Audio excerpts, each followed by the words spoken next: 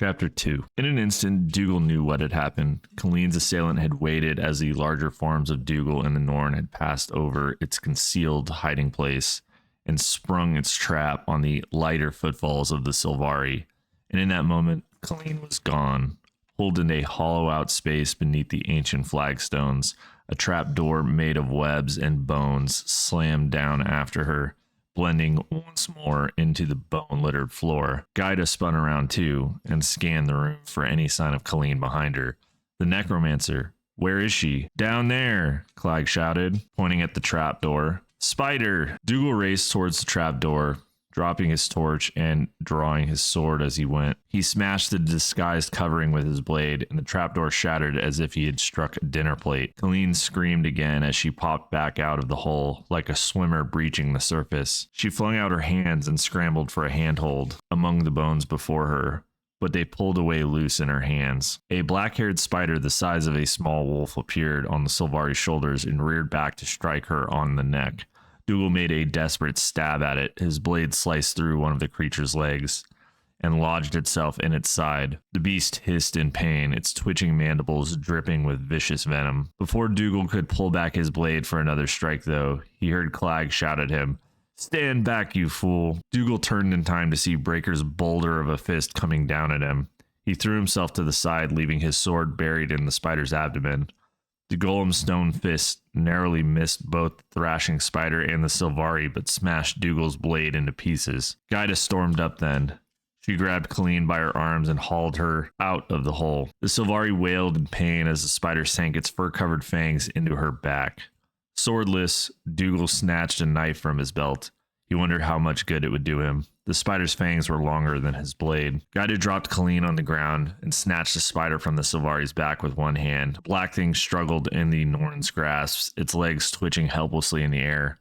Ichor flowed from the shard of Dougal's broken blade still stuck in the creature's side, and hot blue fluid trickled down Gaida's heavily tattooed arm. With a flick of her wrist, the Norn flung the beast towards Breaker and Clag. A moment later, the golem's heavy foot smashed it into paste. Clag, from the safety of his harness, snapped, "Watch it. It has brood in here." "Watch over the plant girl," Gaida ordered Dougal. "I will take care of this beast's spawn." And the Norn turned back to the web-filled room, not caring if Dougal followed her orders or not. Dougal scrambled over to Colleen to examine her wounds. Her back was covered in a warm bluish blood, most of which he had hoped had come from the spider. He'd never seen a Sylvari hurt before. He had no idea what might leak out of one that had been injured. Dougal wiped the liquid off of Colleen's shoulder with his sleeve, uncovering a pair of puncture wounds from which spilled a golden fluid that sparkled with life. Most of the mess had come from the spider then. The holes in Colleen's shoulder hadn't bled much, but the skin around them had already started to swell a bright yellow. Her skin was firm, like the shell of a horse chestnut. She was cold, but not clammy. Was that good or bad? Dougal didn't even know if she could sweat. "It hurts a bit," Colleen said as she craned her neck around, the glow in her large eyes dimming. Then she noticed the grim look on Dougal's face and blinked and rallied herself enough to ask questions. "Do you think I'm dying?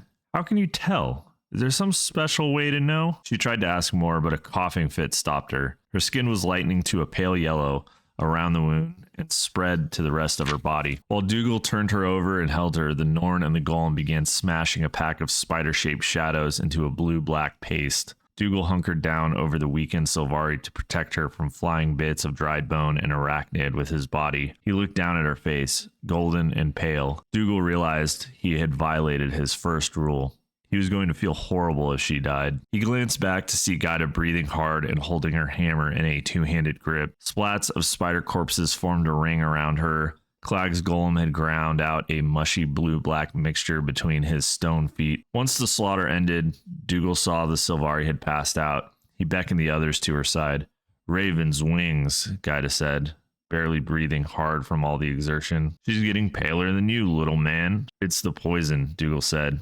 "It's working fast." Clag climbed down from his harness on Breaker's front to get a better look at the Sylvari. "I estimate she has only a few minutes remaining before the venom takes her. Do either of you have a potion, a poultice, or a spell that could aid her?" Gaida shrugged. Dougal grimaced and said, "Do I look like an alchemist to you?" "Given your background," Clag said, "I thought you might have stolen one somewhere.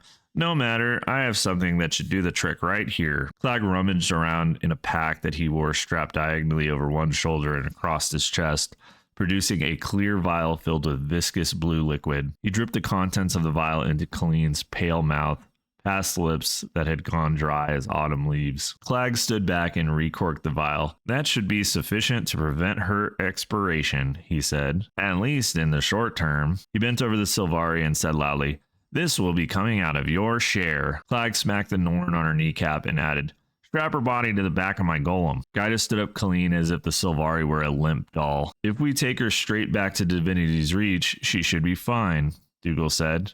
"All too true," Clag said. "But we've not made it this far to turn back now." "Forget it," Dougal said. "We're down a member. This expedition is over." He reached to take Colleen from Gaida. The Norn was a statue and wouldn't let go. Brushing Dougal aside, Gaida moved around the back of the golem and began to laboriously craft a suitable lashing from rope at the back of the harness. Dougal glared at Gaida but spoke to Clag. "We get back to the city and we get her taken care of. Then we come back later when we're all healthy." "We don't have time for that," Clag said as he scrambled back up into the armored seat hanging from his golem's chest. "This is a boneyard," said Dougal, exasperated, turning to glare at the Azura. "They're all dead. I'm sure any other spiders will wait. What's the rush?" Clag, now looking down at Dougal, raised his eyebrows and clicked his tongue. "If I figured out who is buried here, then others may have as well. Knowledge propagates. We press on. The golem's eye awaits." Dougal had seen the greed that danced in Clag's eyes before in others. It was a herald for disaster. Greed made people careless, and in tombs like this, being careless made you dead. "That's insane. I'm heading back to the Skull Gate and Divinity's Reach. I know the way. I'll take Colleen with me." He moved towards the back of the golem, but Gaida's immense form loomed up before him. Clag cleared his throat. "I'm afraid we can't let you abandon us quite yet," the Azura said. "Your presence raises our chances of success, even if only by a few %. That's why I hired you in the first place. You stay with us." Dougal snarled, more at himself than Clag. "I don't have a sword." Clag gave Dougal a cold smile. "I didn't hire you for your sword. I hired you for your mind, such as it is." Gaida let out a cruel chuckle. Dougal looked at the other two tomb robbers. Without a blade, it wouldn't be a fair fight against either one, and even properly armed, it would be a chancy encounter. Heading back alone would mean that Colleen would be left with them, and she would perish with their stupidity brought out their own demise. For a long moment, Dougal glared at them, then turned, picked up his guttering torch, and pressed deeper into the crypts beneath the city. Gaida marched along behind them, kicking up bone fragments that bounced off Dougal's heels. Clag guided Breaker after them from the rear, the golem showing no sign of noticing the unconscious Colleen's weight on his back. At each intersection, Clag would check his glowing map and choose the most inconvenient route. Dougal spotted several more traps as they grew closer to the tomb, and he made quick work of them, rendering them useless. Similarly, the few locks he had encountered were easily sprung by the fistful of steel tools he kept in his moleskin pouch.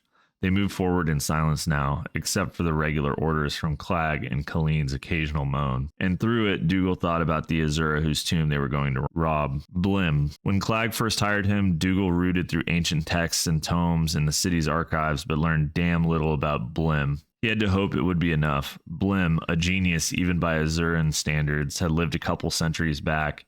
He served his apprenticeship as a golemancer, a maker of golems, with Ula, another legendary member of that diminutive race. After leaving her service, Blim made his home in what would become Divinity's Reach, where he made supposedly some amazing advances in golem construction that were now lost to time. Blim's greatest triumph, according to Clag, was the creation of a large mystic gemstone infused with arcane energy.